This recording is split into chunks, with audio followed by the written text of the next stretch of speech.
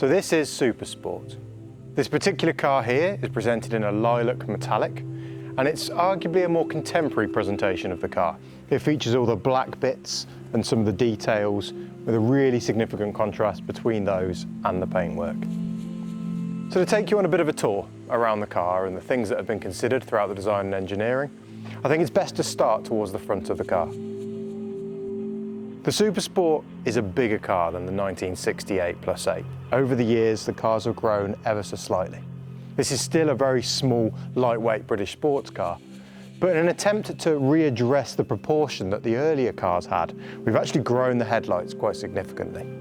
These headlights now contain the DLRs, the daylight runners, and the indicators, as well as the high and low beam projectors.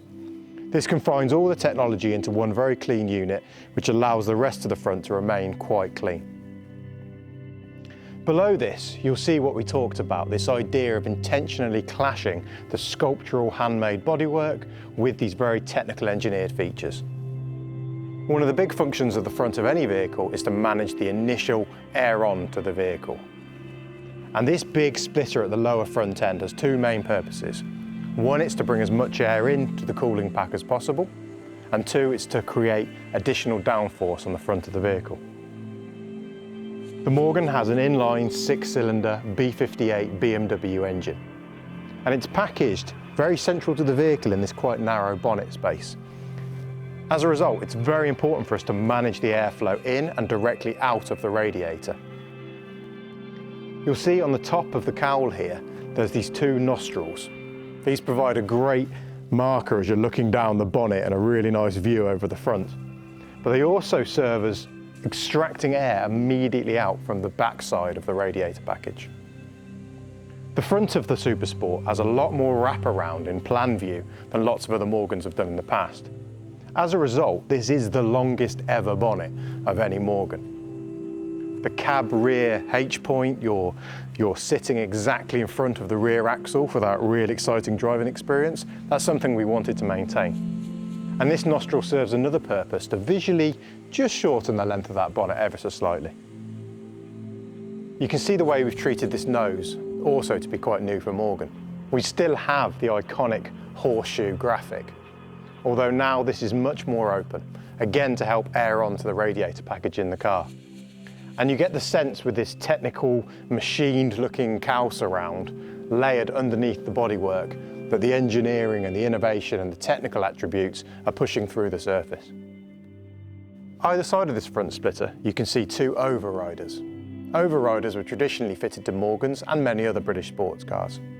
These can be colour-coded to either be satin silver chrome or to be dark as part of this black pack configuration. On the rear of the car, you will also see a pair of overriders, directly in front of the rear crash structure and also serving at the point where the rear luggage rack are fixed to.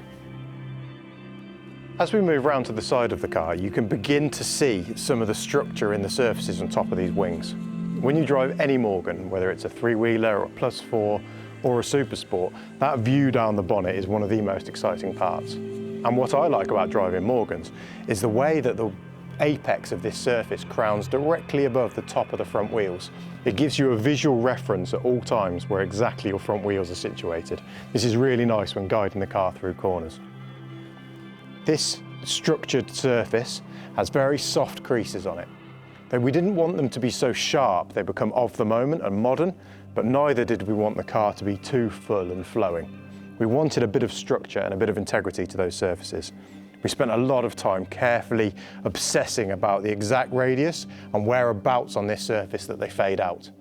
This is something we had to do very closely with our painters and the guys at the factory that do the final surfacing on the aluminium, because what looks right in a visualized CAD model may be slightly different by the time it's been surfaced and primered and prepped for paint. So we carefully tuned these models on full-size validation bucks, which give us a real confidence of how these are going to look in the final body.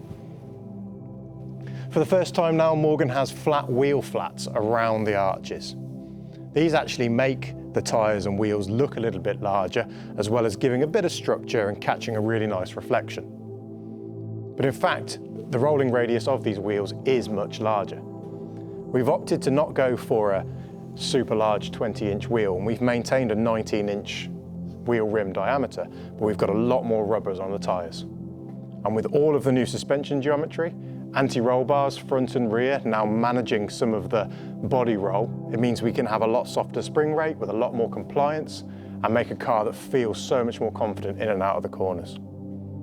The wheels on Supersport are all new. We offer an 18-inch super light wheel, which is the lightest cast aluminium wheel we've ever created. And this is the lightest wheel we've ever created. This is forged and machined. Wheel design is really complex. It involves many iterative design changes to manage all the stress, the fatigue, the impacts, and the dynamics of the wheel under load. And that can influence the thickness of the spokes, the radiuses, the offset, the depth. We worked really closely with the manufacturers of the wheels, but also our own engineering team on the requirements of the corner geometry to tailor these just so, and we're really pleased with these. We wanted these soft concave surfaces that catch a very gentle slow reflection as it moves across the car. But they've got a very functional, engineered, technical looking rim, which is deep, flat, precise and machined. And that, a bit like the rest of the car, shows that sort of contrast between subtle intelligent surfacing and really technical performance details. We've filled the arches with rubber, opposed to with metal. The underside of the sills is closed off with these aluminium side skirts.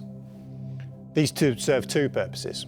One, they communicate the integrity and the engineering design that's going on underneath the car, as well as managing some of the technical aerodynamic requirements. But two, they visually close off this volume. They give you a sense of solidarity to the overall wing structure. In addition to making this portion of the wing look more solid, we've also lifted up the volume directly behind the front and rear wheels. This really helps manage the airflow over these areas of the car and creates a lot less turbulence and reduces the overall drag on the vehicle. That same approach we adopted towards the headlights, removing clutter and distractions and celebrating each component as an individual piece of jewellery, is the same as we've applied to these bonnet latches. These are now quick and easy to release with a simple press to open and close the bonnet. You'll notice that as the bonnet closes, there's a very nice, even controlled shut line all the way down. Now that's no mean feat. When you imagine that these bonnets start life as a sheet of aluminium and they're rolled to give them the curvature and shape that they need, the edges are then hammered over and wired over to give them stiffness and strength. But the way they meet this body panel changes in angle as they sweep along the car. Controlling that shut line to be perfectly even is a real testament to the craftsmanship in the metal shop. You'll notice that when I close the bonnet, a vent is created. This is part of our super design philosophy, the same principles we applied to cars such as the Super 3, where every component does as many jobs as possible. And by closing this bonnet, this vent is created. Feeding air into this area of the car, or I should rather say drawing air into this area of the car, is really important for air off the vehicle. The same language is also applied on top of the bonnet, although here, this area in front of the windscreen is quite a high pressure zone, and this isn't good for drawing air out of the bonnet.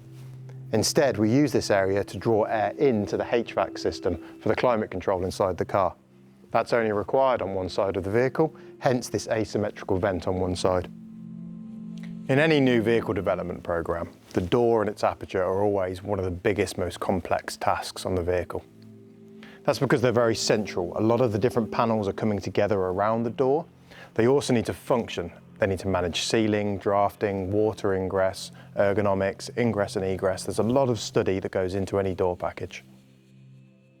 Like every body panel on a Morgan, we use aluminium handcrafted onto a wooden frame. The door has never been the exception. This also has a wooden frame around the perimeter with a solid metal crash structure within the centre of it.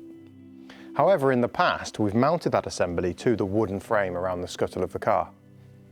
What we do now is take the hinge directly through to the chassis itself, which gives us two real benefits. The first being the door is solidly mounted. It opens and closes with a real mechanical quality. But secondly, it's moved the pivot point of those hinges much further inboard. And that means the door now closes much more parallel to the surface rather than from the front to the rear.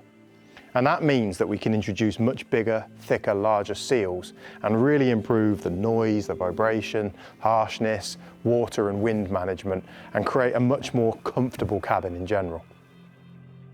This does actually give us a third benefit too. it means we can really help control the profile of the upper window frame. As you'll probably be familiar, Morgan like having a side screen on their car. A side screen is the upper portion of the door that can actually be taken off and removed altogether. To drive a Morgan with the roof down, the side screens off and your arms and your elbows hanging out is a real joy on a summer's day. It's also nice to drive with the roof up and the side screens off, so you feel open and connected to the environment but not exposed. In the past, our side screens have mounted to the car from the outside. This new door structure has allowed us to actually mount these side screens vertically from the inside of the car. We've actually utilised our new door handle. This is used to open and close the door like a bolt-action rifle. When the door is open, it also now has another purpose of being able to remove these side screen assemblies. These come in and out of the car with a huge amount of positivity and are very stiff, which helps us in turn really control the ceiling and the air and the water around the outside of the vehicle. And again, helping to keep the cabin quiet and comfortable. On the outside of the door, you see the new wing mirrors. These are now a single piece arm that gently tapers towards the top, a much larger mirror head and a gently domed surface on the backside. You can also see that the door card has been totally overhauled. Something we've been really trying to strive to do at Morgan is expose a little bit more of the wood we use in the final aesthetic. You can see now the door cards have these beautiful panels. Here they're shown in a stained ash, but these could be walnut, babinga, zebrano, anything that you can imagine. And they're coordinated with the lower dash rail, the solid piece of wood that sits under the dashboard, and also the centre column tunnel. These wooden panels hold our new door handles with saddle leather straps, but they also show the front speaker mounts, the speakers that are in the door cards. Morgan's Sennheiser sound system actually has many speakers around the cars, but also actuators that sit on the back side of the aluminium dashboard. These help control the soundscape in front of you and are tuned directly with Sennheiser to create the best possible sound system for these cars. Right from the outset of the design of Supersport, we imagined having this removable hardtop. The car's performance takes it to another level. Its compliance, its noise, vibration, harshness, the general comfort. And we really believe this is a car that you can use year round. The design of this hardtop has been considered right from the start of the programme. This isn't something we've designed retrospectively, having created the body of the car. Its lines, its surfacing, it was all integral to the body surfacing of the vehicle. This is an extremely light carbon fibre hardtop. It's all been designed and surfaced to complement the shape and the proportions of the car. And on the rear, we've got a huge piece of curved glass. This is curved in both directions, and it's as large as it can be. It was important to us that we didn't create a claustrophobic environment inside the very small cabin. What we wanted is it to feel open and light, and so you're still connected with your environment. To drive the car, it feels like a 70s classic GT with all of that light pouring in and these large openings. This has the added benefit of creating a lot more space behind the seats with the way the line trails off. So now behind this rear cabin, you can put a couple of decent sized weekend bags, and you've also got somewhere flat to lay clothes and coats and jackets on top as well. But that's not the only storage space on the car. We've introduced a boot to the rear of the Morgan.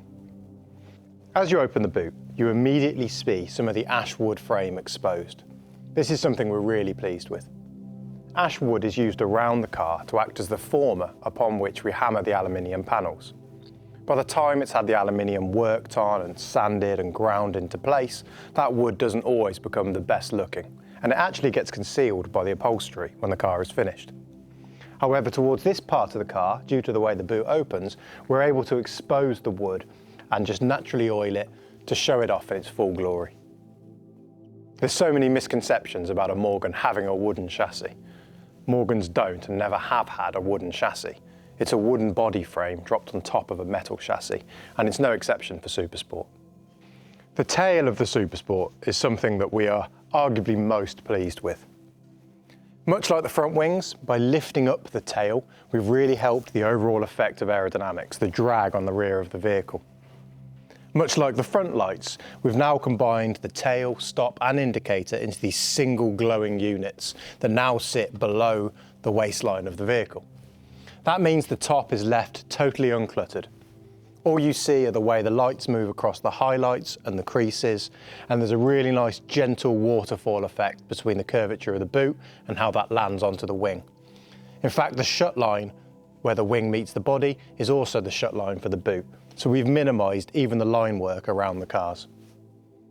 The boot itself crowns gently as it goes across the vehicle, and on the tail you can see the new word mark. This Morgan lettering has been designed by the graphic design department of Morgan. The fonts that have been used we actually call the HFS font, in tribute to HFS Morgan, because they're in part extracted from the original Morgan letter forms.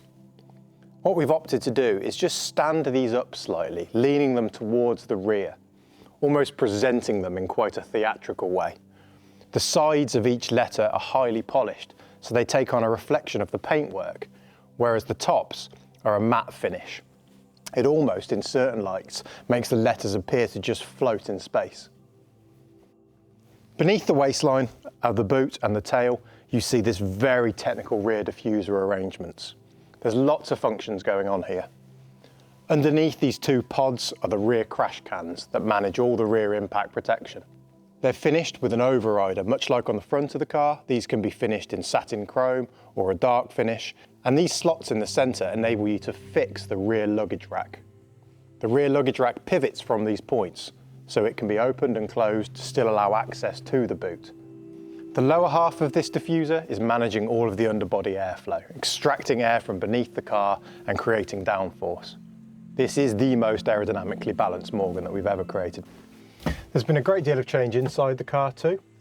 We talked about the wood on the door cards. That matches the wood on the centre column.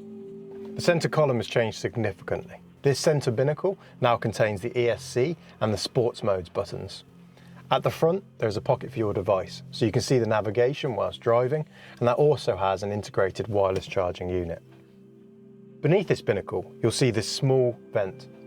This vent is actually housing 5 microphones that use beamforming technology to calculate the sound and where it originates around the car, to detect who's talking when, and to delete any ambient noise such as wind noise when making hands-free telephone calls.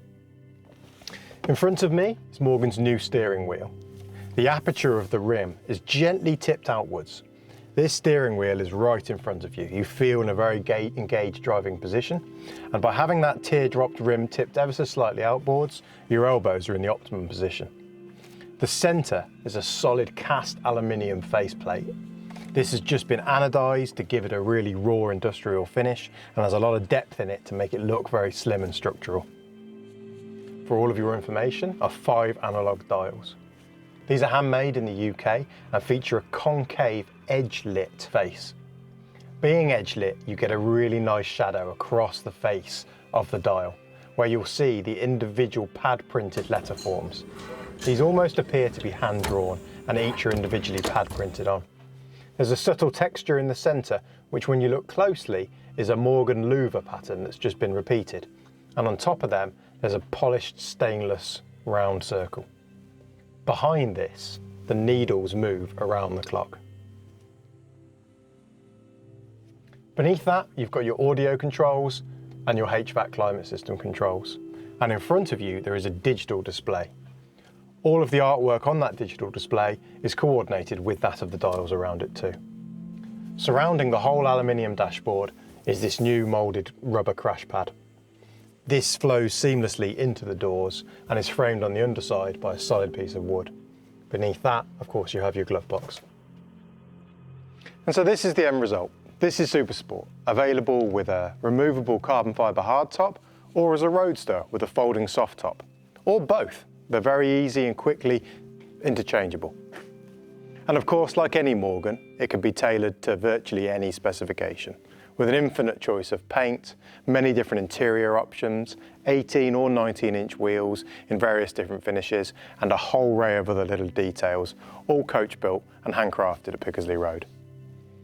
We hope that the design style complements and presents just how much has gone on in this car. We hope that the engineering and the technical performance is communicated in the visual, and to drive this car really is another level for Morgan. We believe we've answered the brief. We believe we have created Morgan's next generation of flagship.